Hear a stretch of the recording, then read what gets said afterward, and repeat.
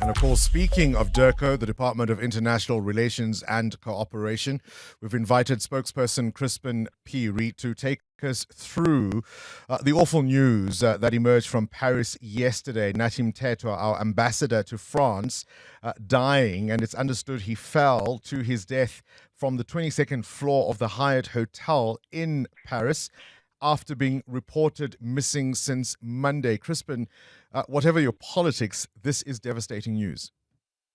No, definitely, Bongani. The passing of somebody often is not something to celebrate at all. And I think this is a difficult moment for colleagues who have worked with Ambassador Mthethwa and family members across the board as well. Can you give us some clarity on the circumstances surrounding his death? At this point, we are not able to provide any clarity pending the investigative report from the French authorities. As we understand it, he had left home on his way to a cocktail dinner, and that's the information that the wife had provided to the French authorities. And we now do understand that his body was found at the Hyatt Hotel. Of course, there's a great deal of speculation and reportage around it, but I think we as a department would prefer to wait for the official report from the French authorities, and then that would then enable the family to communicate what they deem necessary to communicate in the public domain. All right. I mean, obviously, as you say, there's a lot of reportage around this. I mean, can you at least confirm whether it is true or not that he fell from the 22nd floor? No, that's at this point, it's definitely not something that we're able to confirm.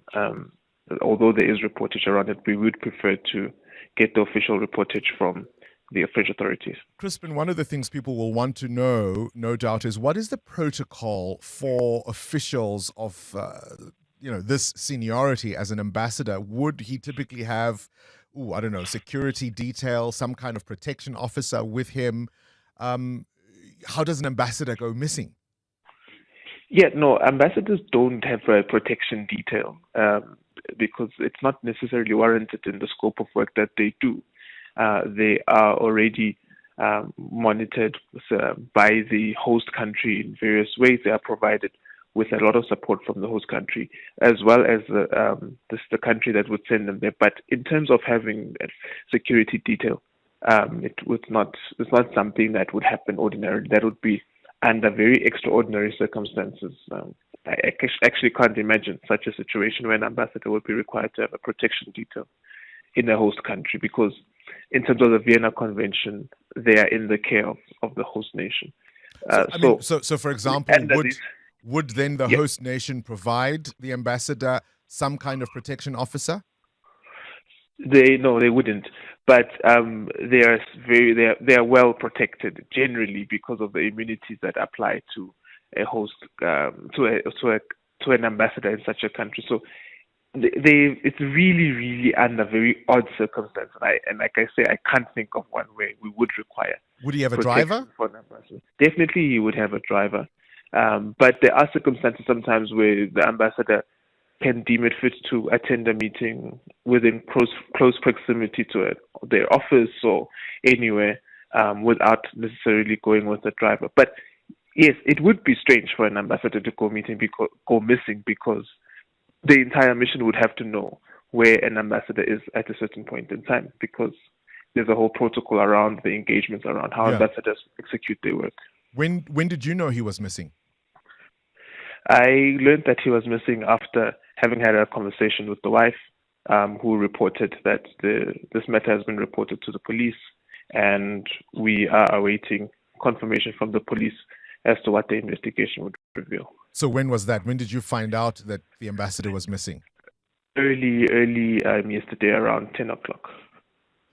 So when do you expect an update from the French authorities, and when can we get definitive answers then in terms of what you can tell the public? Well, we at this stage can't set a timeline for the French authorities, but we understand that they are leaving no stone unturned, and we hope that possibly by the end of the week there will be a lot more clarity that they can provide around the circumstances of the late ambassador's death. Can you confirm perhaps when his remains might be returned to South Africa?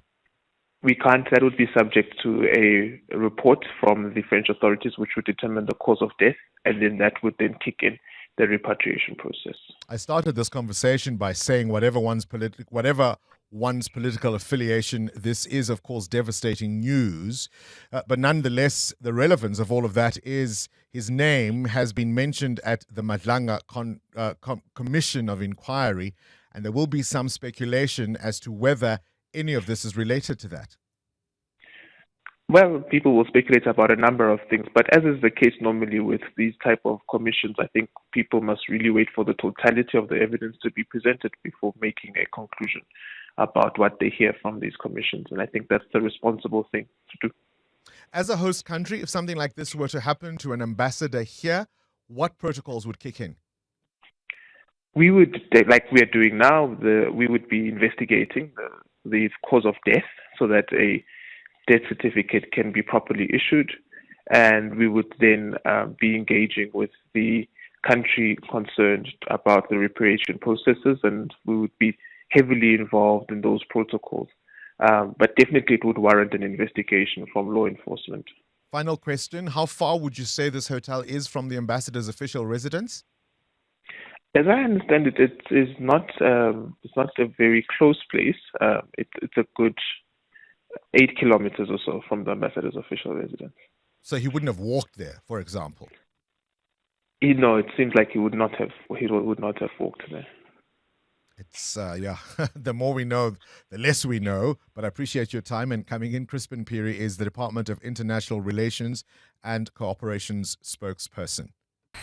Current events, developing stories, tough questions. Your voice making a difference. This is Breakfast with Bongani Bingwa.